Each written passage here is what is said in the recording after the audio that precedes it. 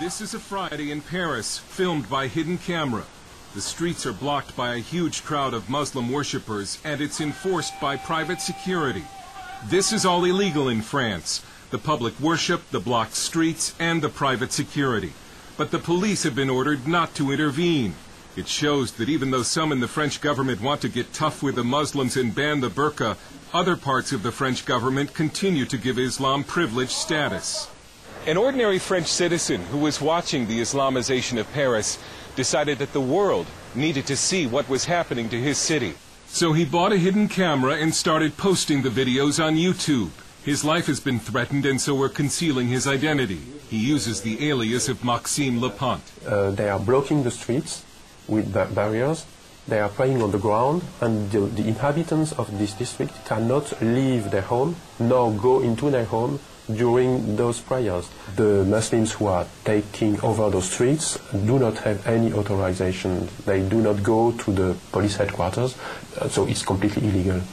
These Muslims have been granted unofficial rights that no Christian group is likely to get under France's laïcité or secularism law.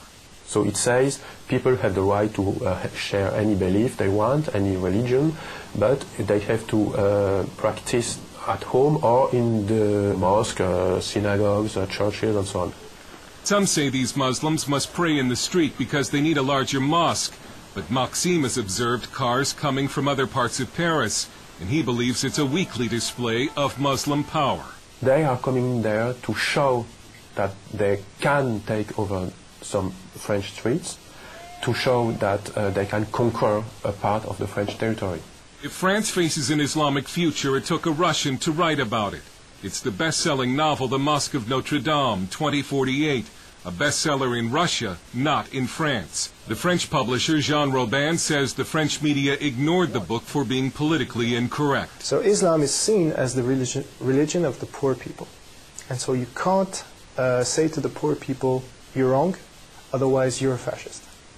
That's how it goes. The book lays out a dark future when France has become a Muslim nation and the famous cathedral has been turned into a mosque.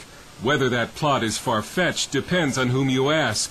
Muslims are said to be no more than 10% of the French population, although no one knows for sure because French law prohibits population counts by religion.